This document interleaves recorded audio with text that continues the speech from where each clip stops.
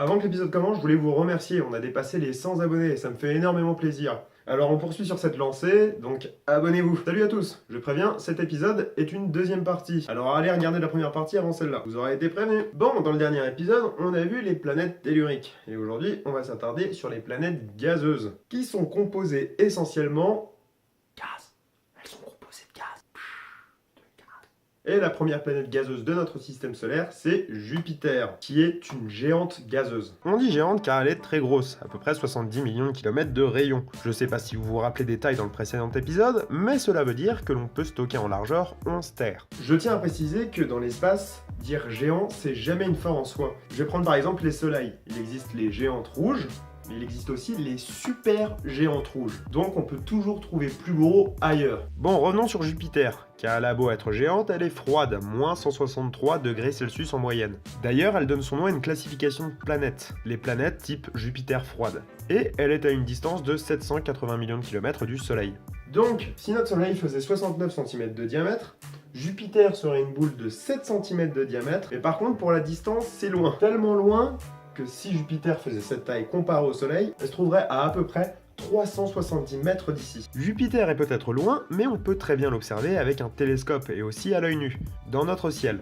La première chose que l'on peut voir quand on l'observe d'un peu plus proche, c'est sa tache rouge. Les enfants, cette tache rouge, c'est pas n'importe quoi, c'est une tempête. Et autant vous dire que quand on parle de tempête sur une planète, c'est assez énervé. On va commencer par ses dimensions, c'est simple. Elle est plus grande que la Terre, 16 350 km de large. Ça fait 1,3 fois la Terre. Et sinon, il y souffle des vents de 500 km/h. Vous allez voir, il y a bien pire. Mais bon, cette tache a tendance à rapetissir. En 1878, quand on l'observait, elle faisait 40 000 km de diamètre. Et avait une teinte bien plus rouge, ce qui a donné son nom d'ailleurs. Parce qu'aujourd'hui, c'est plus trop ça niveau couleur. Bon, Jupiter, ce n'est pas simplement une tache, c'est aussi un début de soleil. Tu racontes quoi là? En effet, Jupiter s'est construite avec les restes du Soleil. Elle a accumulé beaucoup de gaz, mais pas suffisamment pour amorcer les réactions nucléaires dont a besoin une étoile pour vivre. Et puis ça va, elle aurait eu besoin de 80 fois sa masse pour devenir une étoile digne de ce nom. Quand j'étais petit, je me posais souvent une question. Qu'est-ce qui se passe si on tombe dans Jupiter? Comme il n'y a pas de surface, on est censé tomber à l'infini, non? Vous allez le voir, on va se poser des questions sur la structure interne de Jupiter. Donc tout d'abord, oui, on tomberait, mais on finirait sûrement par arriver sur un océan d'hydrogène liquide. Au fur et à mesure, on coulerait et la pression serait de plus en plus forte. Tellement forte que normalement, à cette pression, l'hydrogène se transforme en hydrogène métallique. En gros, l'hydrogène métallique, c'est de l'hydrogène tellement comprimé par l'atmosphère de Jupiter qu'il commence à prendre les propriétés d'un métal conducteur, donc il devient conducteur. Et on finirait par tomber sur le noyau de la planète, sûrement solide. Pour finir avec Jupiter, je voulais vous parler de ses lunes, car elle en a beaucoup. 69 détectés pour le moment. Bon, pour la plupart, ce sont de gros météores en orbite autour de Jupiter, mais il y en a quand même de gros et jolis, comme Europe, Ganymède, Io et Callisto, nommées aussi les lunes galiléennes, car elles ont été découvertes par Galilée. Bon, on va parler de Saturne et ça doit être sans conteste la planète la plus connue du système solaire. Saturne est aussi une géante gazeuse, sa taille est aussi très impressionnante, 58 000 km de rayon, et elle est située à 1430 millions de kilomètres du Soleil. Je sais, on pourrait parler ici en milliards, mais je sais que pour certaines personnes, les conversions sont compliquées, et ça vous permettra d'avoir une meilleure représentation de ces distances. À cette échelle, Saturne est une boule de 5,8 cm de diamètre, et elle devrait se trouver à peu près 700 mètres du Soleil. Elle a une température moyenne de moins 190 degrés Celsius. Mais ce qui fait d'elle la planète la plus retenue, c'est ses anneaux. Regardez-moi ça comme c'est joli. Et d'ailleurs, on dit des anneaux et pas un anneau, car il y en a plusieurs. On voit leur délimitation. Bon, on peut comparer ces anneaux un peu à un vinyle. Il y a plein de cercles avec de temps en temps des petits écarts. C'est une seule ligne qui fait ces anneaux. Ça veut dire qu'elle a une trajectoire en spirale. Alors que dans les anneaux de Saturne, il n'y a pas de spirale, il y a juste des cercles. Ils sont composés de roches et de glace, et si vous remarquez bien, ils ne sont pas vraiment épais. Ils ne font que quelques mètres d'épaisseur, ça ne dépasse pas les 10 mètres en tout cas. Quand on connaît leur longueur, on se rend compte que c'est très très fin. On a envoyé une sonde là-bas, dont on parle beaucoup en ce moment, Cassini. Cassini est en train de finir sa mission, et elle descend lentement vers la géante.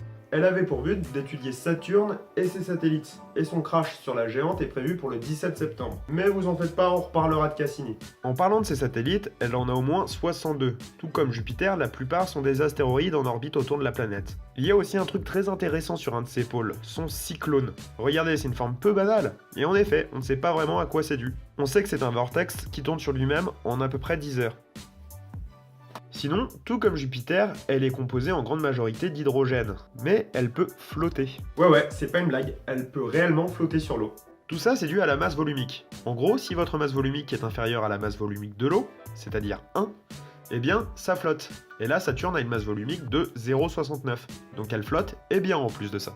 Bon, maintenant qu'on a fait le tour des anneaux de Saturne, je vais faire le tour de ma planète comme les anneaux de Saturne.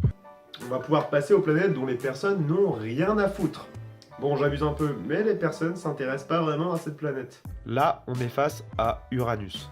Bon, vous vous rappelez quand je vous disais qu'il y avait deux types de planètes, les planètes telluriques et les planètes gazeuses? En fait, c'est un abus de langage et c'est un poil plus complexe que ça. Bon, il faut savoir qu'il y a des sous-catégories. On parle de planètes géantes, des géantes gazeuses et des géantes glacées, car leurs compositions sont un peu différentes. Aussi, il y a des sous-catégories comme on a vu tout à l'heure, comme les Jupiters froides. Vous l'aurez compris, Uranus et Neptune ne font pas partie de cette catégorie. Ce sont des Neptunes froides. Donc pour Uranus, on est à 25 000 km de rayon et à une distance de 2871 millions de kilomètres du Soleil. Ça commence à être chaud à dire ça. 2,5 cm à 1430 mètres. Ouais, je fais ça vite maintenant. Sinon, sa température est de moins 220 degrés Celsius en surface. Au fait, si je vous dis que la planète est en mode YOLO, vous me croyez? Parce que c'est le cas. Là, on parle de son axe de rotation, qui est somme toute différent. En gros, elle a décidé de tourner à la verticale. Elle ne tourne pas sur un axe droite-gauche, mais plutôt sur un axe haut-bas. Ça donne l'impression qu'elle roule sur son orbite. Cela signifie qu'une journée sur cette planète dure la moitié de son orbite, autour du Soleil. On parle quand même de 40 ans de jour. Et aussi, elle a des anneaux.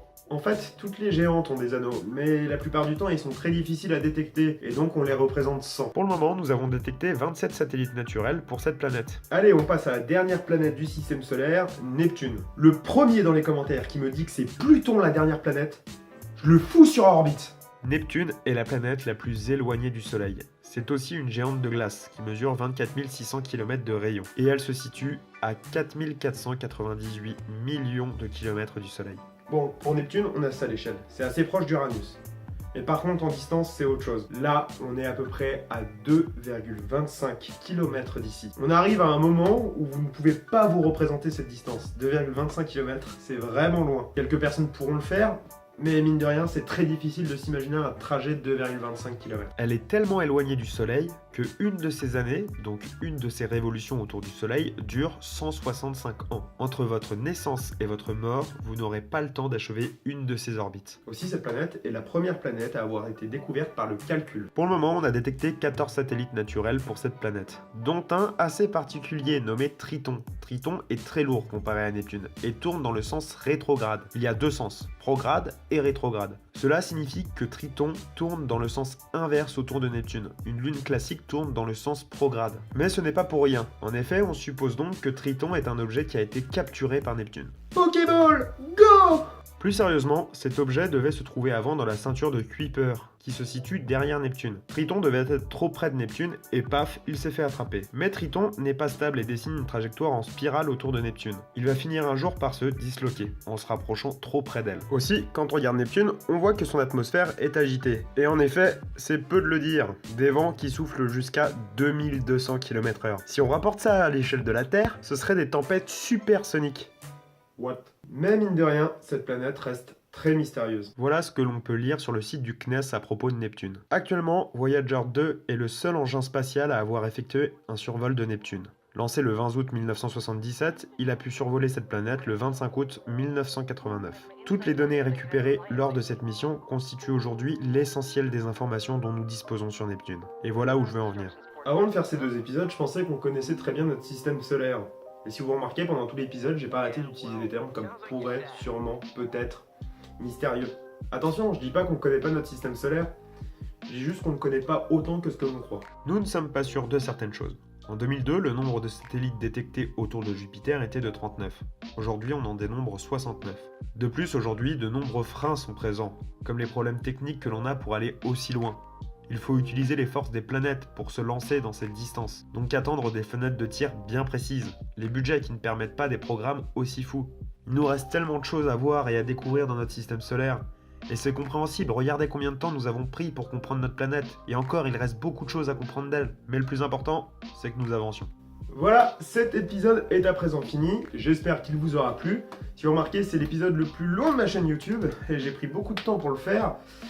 Je pense pas que je referai des épisodes comme ça où j'énumère beaucoup de choses sur les planètes, parce qu'il y a beaucoup de choses à côté desquelles on passe, et personnellement, ça me gêne de tailler dans le vif comme ça. Donc voilà, n'hésitez pas à liker, vous abonner, à partager. C'était Sigarios. Gardez la tête dans les étoiles et les pieds bien accrochés au sol. Salut!